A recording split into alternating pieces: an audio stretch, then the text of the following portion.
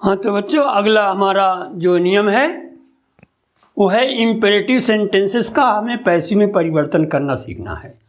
तो हम सीखते हैं इम्पेरेटिव को कैसे पैसिव में परिवर्तन करते हैं। तो ध्यान रखें, इम्पेरेटिव सेंटेंस को पहले समझ लें वो कौन से वाक्य होते हैं।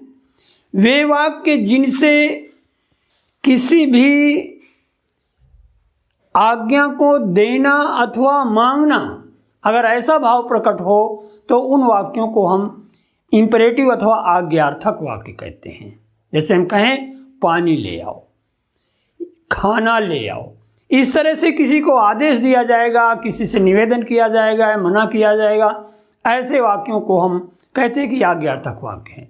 परंतु इन वाक्यों में तुम छिपा रहता है और इनका जब हम अंग्रेजी में देखते हैं तो यह क्रिया की फर्स्ट फॉर्म से शुरू होता है और इसके पहले जो यू होता है वो छिपा रहता है।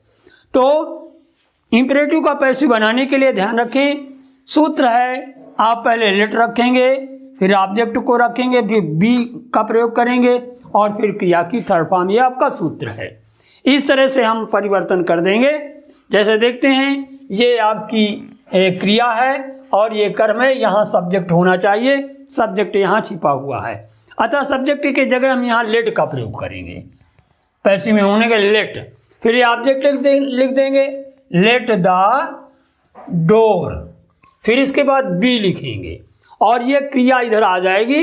इसके बाद ओपन की थर्ड फॉर्म ओपेंड हो जाएगा। इस तरह से हो जाएगा ओपन द डोर का passive voice, let the door भी ओपेंड कर दिया जाएगा। यदि वाक्यों में अगर डू नॉट का प्रयोग हुआ हो, जैसे आज आया है do not open the door, तो ध्यान दें सूत्र वही रहेगा, सिर्फ बी से पहले हमें नॉट का भी प्रयोग करना है और सूत्र वही रहेगा।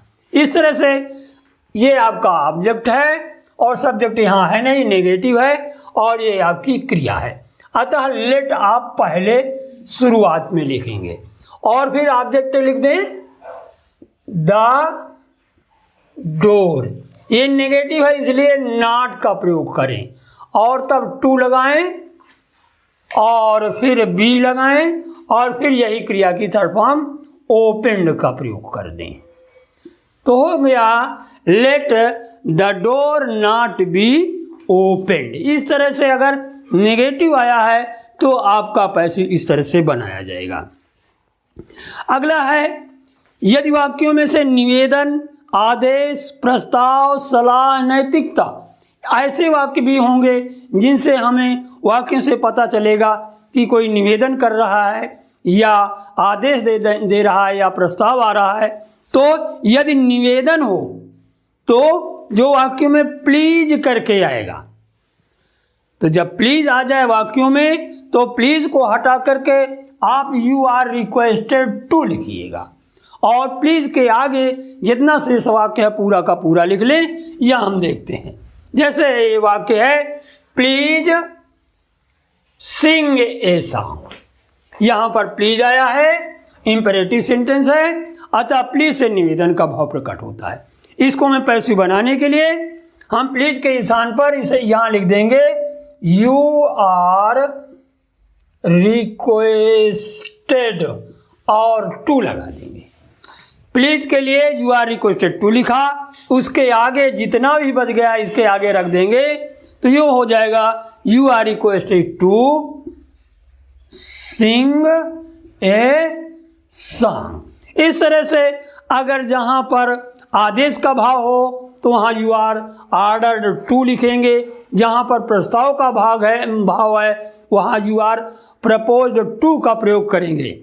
अगला वाक्य हम देखते हैं, लिखा please do not sing a song, यहां पर आपका नेगेटिव इसी में आ गया है। तो ध्यान रखें जहां पर आपका यू आर रिक्वेस्टेड टू लिखा गया है उसके आगे टू लिखा है, परंतु टू के पहले नॉट का भी प्रयोग करना होगा। जैसे यू आर रिक्वेस्टेड और फिर नॉट और तब टू और फिर इसके बाद पूरा शेष वाक्य लिखेंगे। अतः ये है प्लीज यू आर रिक्वेस्टेड और डू नॉट के लिए नॉट तब टू लिखिएगा, यानी हो जाएगा यू आर रिक्वेस्टेड, और फिर इसके बाद नॉट लगाएं, फिर टू लगाएं। चूंकि डू नॉट आया है तो you are requested not to, इसके बाद जो ये वाक्य बच गया इसी के आगे लिख दीजिएगा, you are requested not to sing a song. इस तरह से आपका ये पैसिव बन गया। अब इसी तरह अगर वाक्यों में नैतिकता अथवा सलाह का भाव प्रकट हो तो उनमें जहाँ सलाह हो वहाँ शुड का प्रयोग करिएगा। शुड भी लेट से भी बन जाएगा, पर लेट वाला कम सही समझा जाता है, परंतु शुड के प्रयोग वाला सलाह में ज़्यादा अच्छा समझाता है। जैसे लिखा है लव योर कंट्री, अपने देश से प्रेम करो। ये एक नैतिकता, एक सलाह दी गई है, अतः ये आपका लेट से भी बन सकता है, परंतु शुड के प्रयोग से ज़्यादा अच्छा समझा जाएगा। अतः आप इससे करिएगा, यहाँ से होगा योर कंट्री शुड और बी, और लव की थर्ड फॉर्म लव्ड हो जाएगा। इस तरह से अगर नैतिकता वाले सलाह वाले हों तो उसको शुड से बनाइए, और इसे हम लेट से भी बना सकते हैं, यानी let your country be loved भी कर सकते हैं, परंतु इसको हम your country should be loved से करेंगे, ज़्यादा अच्छा है। इस तरह से हमारा ये आपका इम्पेरेटिव सेंटेंसेस का पैसिव में परिवर्तन समाप्त होता है। आगे हम काजेटिव सेंटेंसेस और आपके काजेटिव सेंटेंस से लेट वाले वाक्य और इन्फिनिटिव वाले वाक्यों का भी पैसिव बनाना सीखेंगे।